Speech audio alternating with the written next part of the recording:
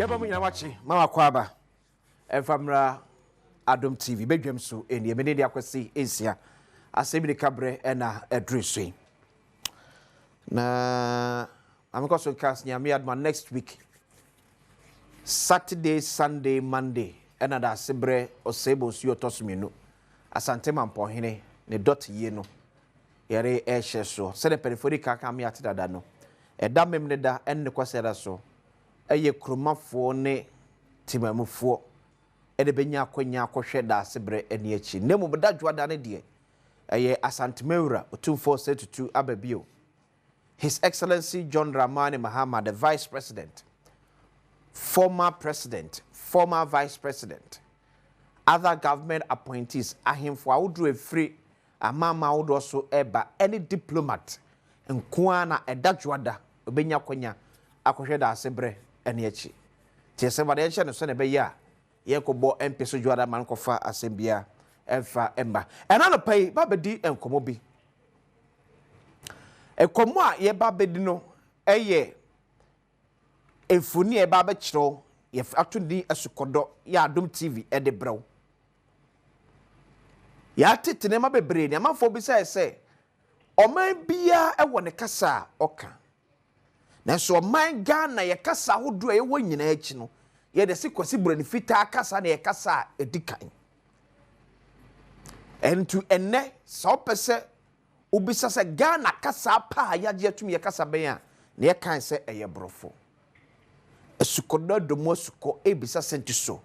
ye kasa hodo na ewo nyina ye betimi atena se ye se omamu baako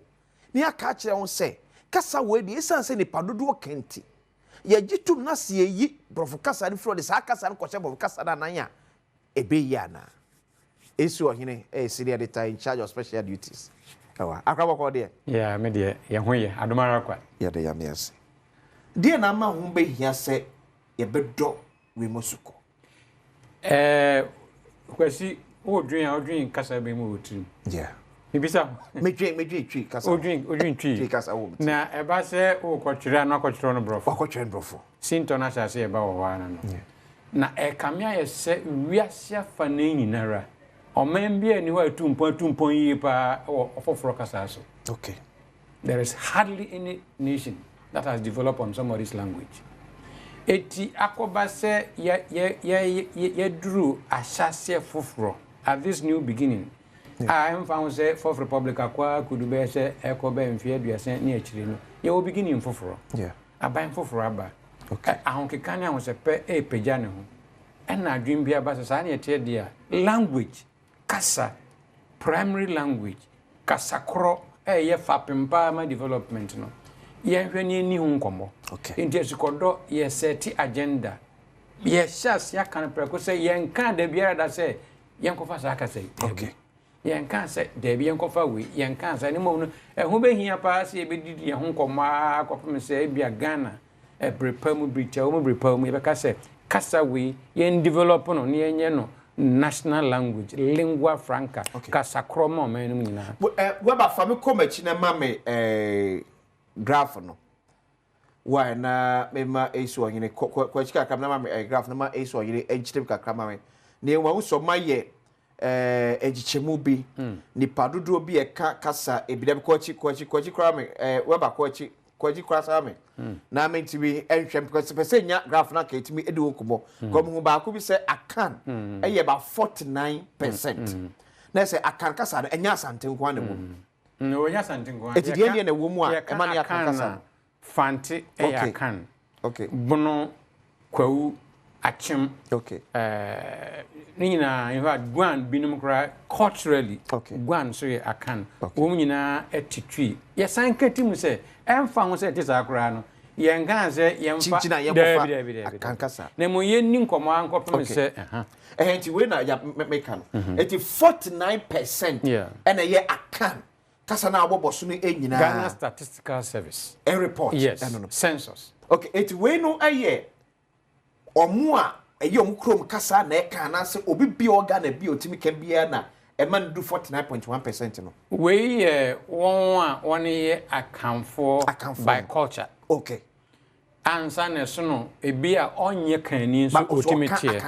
emom so okote se bia gan so bo ha onye gan so te me metenkran kakra no me me dem so saa enti na kan ye nkuma edidi so eya kan ko 49% and